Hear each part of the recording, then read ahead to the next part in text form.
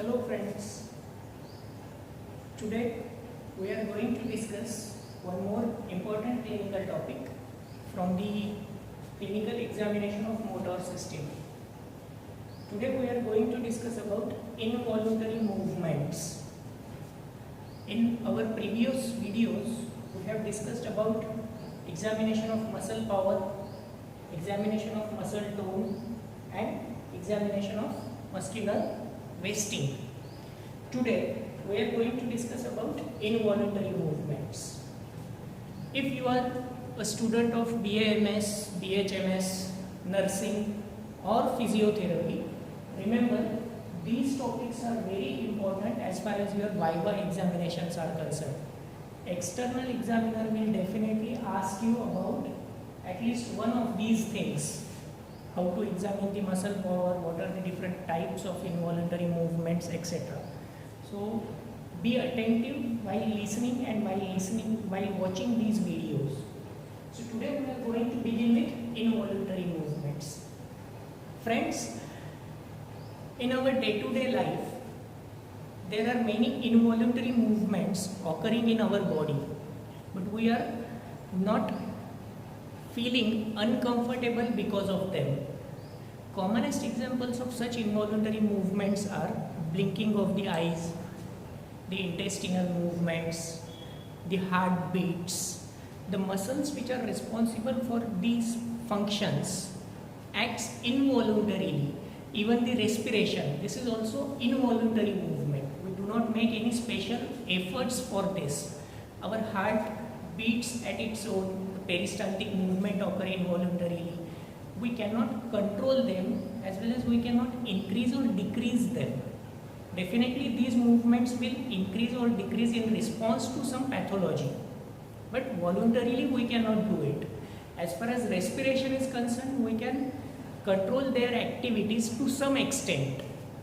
We can stop breathing for a few seconds. We can control the activity of muscles which are responsible for respiration, but that too for few seconds. Later on the muscles will start working on their own. We cannot control them. Okay. So why these involuntary movements? Why I am not going to mention about these involuntary movements? Because these do not produces any discomfort, any embarrassment to the patient or to the person. At the same time, these involuntary movements are not produced as a result of some disease. These are physiological. Apart from this, take an example of shivering. When the person is exposed to severe cold, all the muscles will start contracting and relaxing. So shivering is also the involuntary movement which occurs as a response to exposure to cold. So what is the reason for this shivering? To generate the heat and to maintain the body temperature. So as these involuntary movements, we can say that these are protective in nature and they are not an outcome of some disease.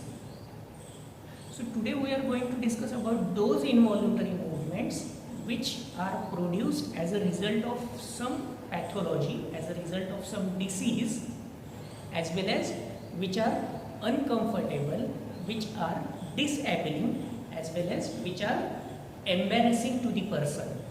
Some of the involuntary movements causes social embarrassment to the person. Okay. So today we are going to discuss about such involuntary movements. Now, whenever you come across with any patient who is having any type of involuntary movement, we will discuss about these classifications and other things later on. So whenever you come across with any person who is having some type of involuntary movement affecting some part of the body or maybe some muscle of the body, you have to focus or you have to pay attention to certain important things. So which are these important things? The first thing that you have to notice is whether that particular involuntary movement is limited to any particular muscle or is affecting the entire body. So you have to see whether the involuntary movement is localized or generalized. This will help you in making the diagnosis, because certain diseases are characterized by generalized involuntary movement and other diseases by localized. We will come to this in a short. Second, you have to see that whether that particular involuntary movement is continuous or is occurring at particular intervals. Is it continuous or occurring at particular interval? The third thing that you have to note is that whether that involuntary movement is present at rest or is brought on during some activity. Okay.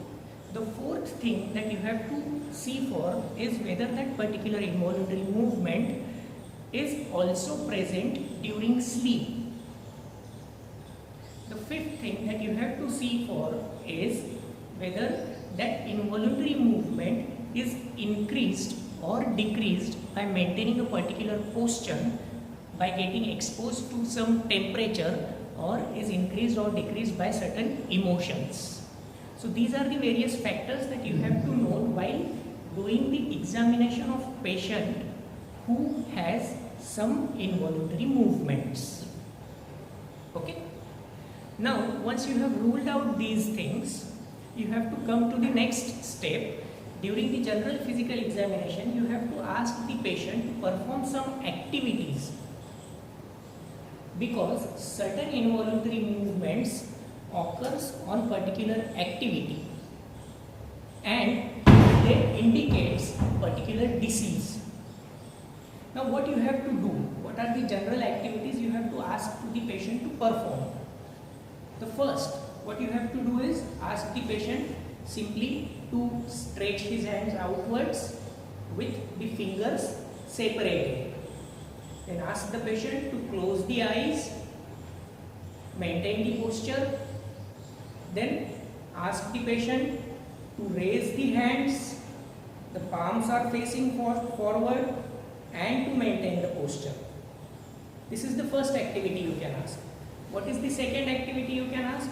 Ask the patient to hold your hand, to grip your hand. What is the third activity you can ask to the patient? Ask the person to keep a finger like this, and by the forefinger of his another hand, ask him to touch this finger followed by nose. This is the third activity you can ask. To touch the finger, then nose. Finger, nose. This is the third simple activity you can ask to person to perform. What is the fourth activity you can ask to the person? Ask the patient to pick up any object.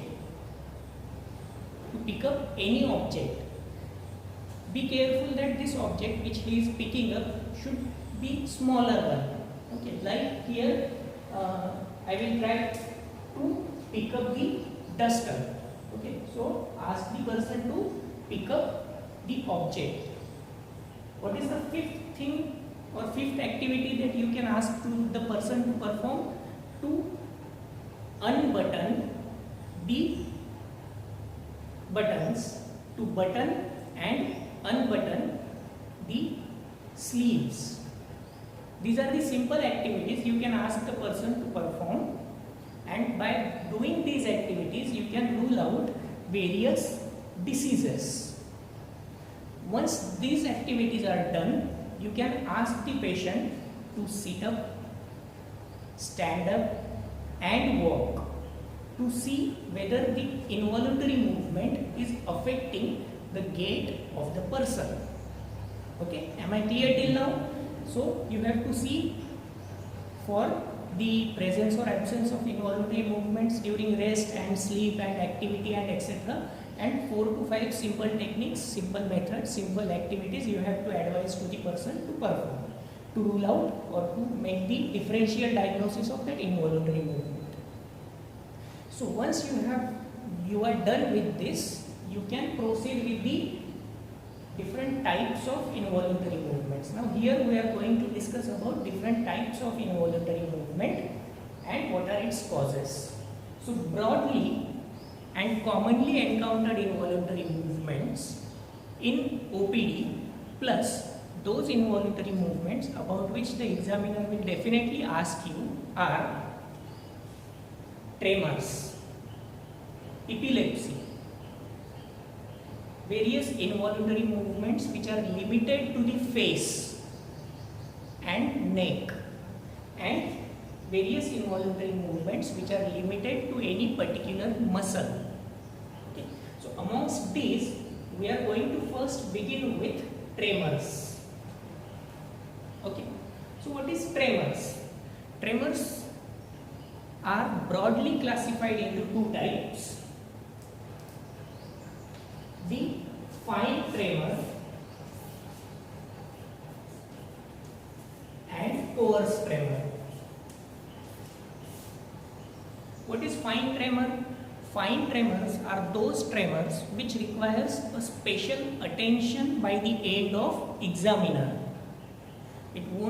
These types of tremors won't be visible from a distance. The physician needs to do closer examination of the patient to notice the fine tremors. What are coarse tremors? They can be seen from a distance. It do not requires any special examination. It do not requires the person to maintain or hold any particular posture. Okay.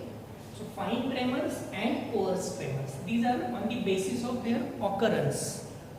What is the another type? It depends on the etiological basis. So on the basis of etiology also, tremors can be classified into various things like essential tremors. What is essential tremors? These tremors are more common in elderly. These tremors are also called as senile tremors. Senile tremors. What is the another etiological factor responsible for tremors? It is thyrotoxicosis. That means hyperthyroidism. So that is the second etiological factor for tremors. What is the third commonest etiological factor for tremors? Chronic alcoholism. The third important is chronic alcoholism. What is the fourth important factor for tremors? It is Parkinsonism. Parkinsonism. What is the fifth important etiological factor for tremors? Heredity. These tremors are also called as heredofamilial tremors. What is the another commonly encountered etiological factor for tremors? It is Wilson's disease. WILSONS, Wilson's disease, which causes because of deposition of copper pigments in the liver. So these are various etiological factors for tremors. So on the basis of etiology, tremors are classified into various types like senile, tremors of Parkinsonism, tremors of thyrotoxicosis, tremors of alcoholic liver cirrhosis, tremors of hepatic encephalopathy, tremors of Wilson's disease, etc. So all of these tremors have their own special and individual characteristics. Some tremors will be present at rest, others will be seen during activity. Some tremors will be absent during sleep, others can be seen when the patient is sleeping.